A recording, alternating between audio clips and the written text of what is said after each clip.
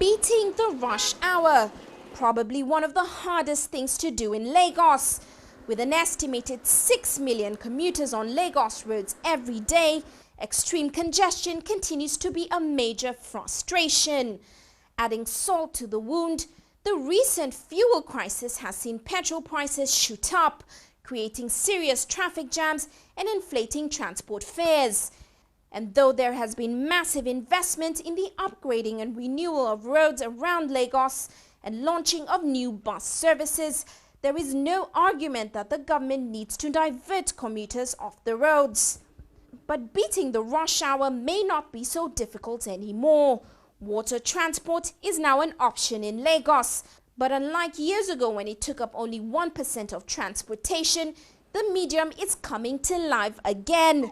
And the Lagos State Waterways Authority, an agency set up by the state government, is a major driver of this new development.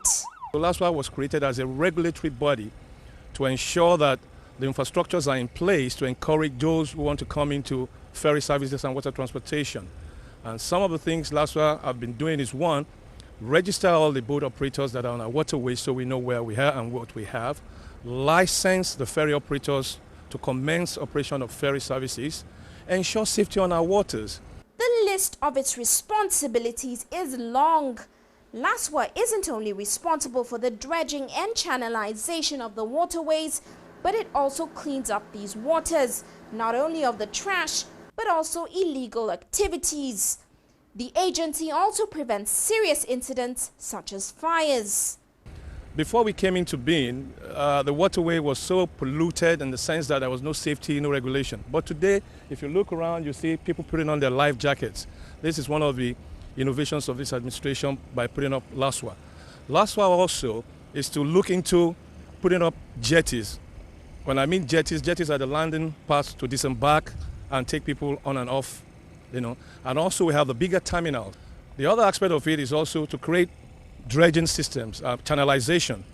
Dredging is like making road on water. The same way you make road on land.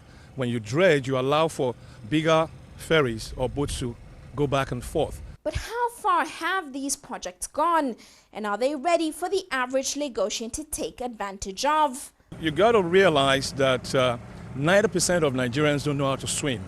So that's the phobia for water. And that's why the first thing we have done is to encourage safety, to let them know this thing is safe enough to go to.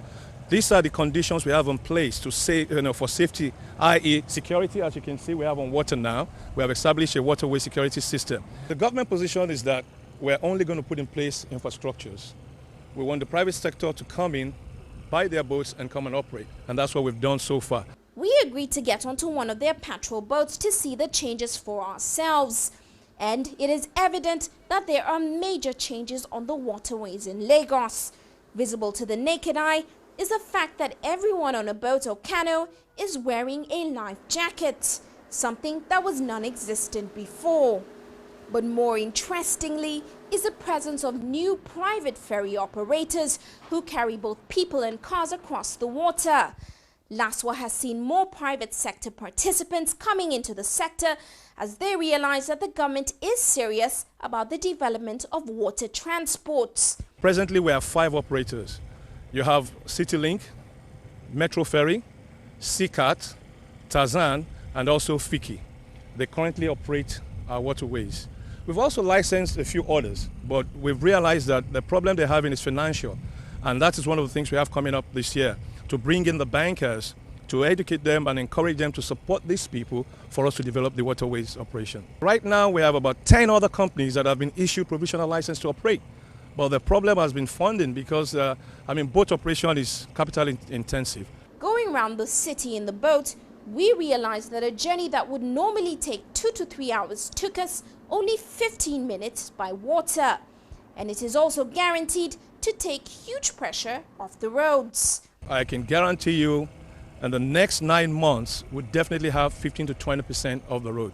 By 2011, maybe another 30 to 40% of the roads, because once people realize the quickness and the safety involved, they would definitely patronize. And once we have the jetties in place, along this, for example, if you look at this shore, this is the 5 Cowrie Creek. The 5 Cowrie Creek has got Oceanic Bank, You've got on the other side also Citibank. You've got down the road Chevron. You've got across from Chevron Mobil. All of these people have a workforce of nothing less than 5,000, 6,000, 7,000 people. And most of them also have their workers living on the other end, Festac, Ikorodu. So you can imagine all you have to do is bring the boat to their backyard right here, board, all their staffs will board or those were, and then you can transport them. It'll take them another 25 minutes to get to Festac.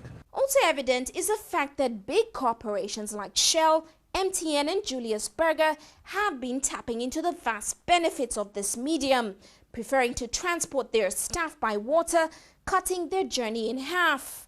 Now, with these huge changes, road transport may become a second option for commuters in Lagos. But the government still needs more investors to realize this sector's full potential. Looking on, the opportunities are countless.